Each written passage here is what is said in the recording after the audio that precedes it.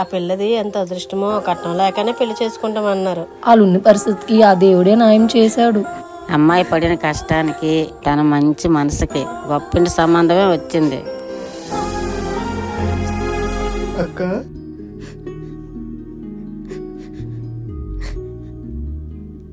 తమ్ముడు ఏమైందిరా? మరి నా ఫ్రెండ్ పోరా నువ్వు మాతో ఆడతావా అని అన్నాడు అక్క. ఎవడ్రా ఆడు? కార్తిక్ గడక్క నెత్తి నెత్తి అని ఏడిపిస్తున్నాడు అక్క. అసహ్యమో పోరా, నువ్వు బాల్ కూడా పట్టుకోలేవు, నీకు పరిగెత్తడమే రాదు, నీకెందుకురా అని తోసేసాడు అక్క. చూడు ఎంత దెబ్బ తాగిందో. నొప్పిగా ఉందా నాన్న? తగ్గిపోతుందిలే. అయినా వైకల్యం మనిషిలో కాదు, చూసే ఈ సమాజంలో ఉంటది. నాతో ఎవరు ఆడట్లేదక్క. ఎవరు ఆడకపోతే ఏంటి నాన్న, నీకు నేనున్నాను.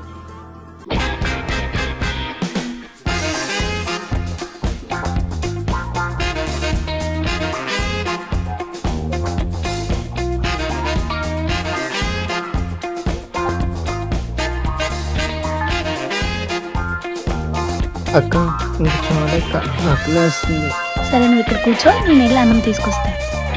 తమ్ముడు నీకు ఇష్టమైన పప్పు గోంగూర చేశాను రా.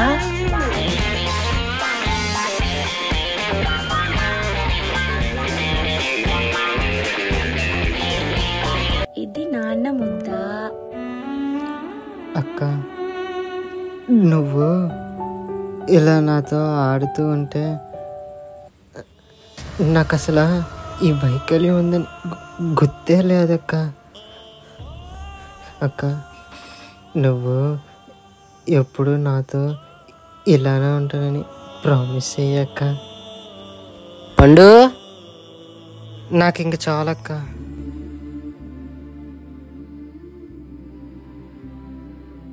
మహి, పెళ్ళైన తర్వాత నీతో పాటు మీ తమ్ముడు కూడా వస్తానంటే అసలు మన పెళ్ళి జరగనే జరగదు.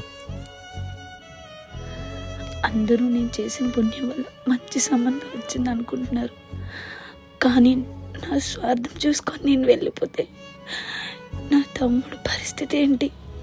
ఒక ఆడపిల్లకి పెళ్ళి అని బంధంతో ముడివేస్తే పుట్టింటి పరిస్థితులు తెంచుకొని వెళ్ళాల్సిందేనా? అనుబంధాలు, సంతోషాలు, ఆప్యాయతలు ఒక్క పెళ్ళి అనే బంధంతో మర్చిపోవాల్సిందేనా?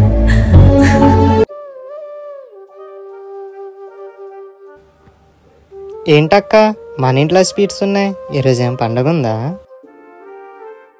అవన్నీ నీకేరా, తిను.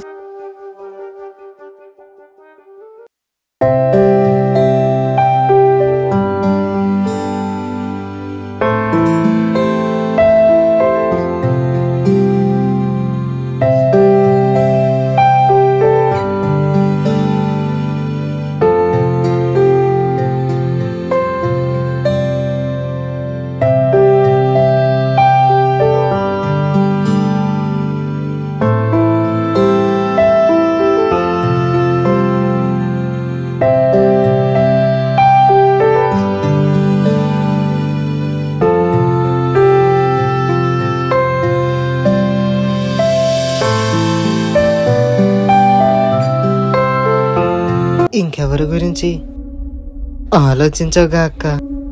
అంటే నేను వెళ్ళిపోతే నువ్వెలా ఉంటావురా? ఓ నువ్వు వెళ్ళిపోతే నన్నెవరు పట్టించుకోరనా? అయినా దూరం అయ్యేది నువ్వే, కానీ నీకు నా మీద ఉన్న ప్రేమ కాదు కదక్క. ఇన్నాళ్ళుగా ఎప్పుడూ లేని బాధ కలుగుతుందిరా. ఎవరికి చెప్పాలో, ఎలా చెప్పాలో అర్థం కావట్లేదురా. ఎప్పుడు ధైర్యం చెప్పే నువ్వే ఇలా అయిపోతే ఎలా అక్క? ఇకపై నీ బాధ్యత కాదక్క.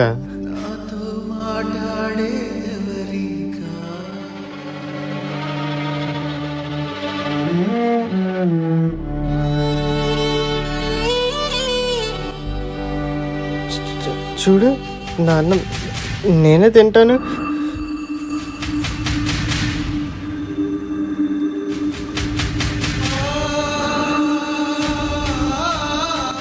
జారిపోయిందక్క. నువ్వు దీన్ని చేయి చాచుకున్నట్టు నేను నిన్ను చేయి చాచుకోలేనురా తమ్ముడు. మనుషులు దూరమైనంత మాత్రాన మనసులు దూరంగా, బంధాలు అనుబంధాలు రక్త సంబంధాలు ఆ దేవుడి వరం. ఎలాంటి లోపమైన మన అనుకునే వారాన్ని మనల్ని దూరం చేయలేదు. ప్రతి ముగింపు ఒక ఆరంభానికి మొదటి అడుగు.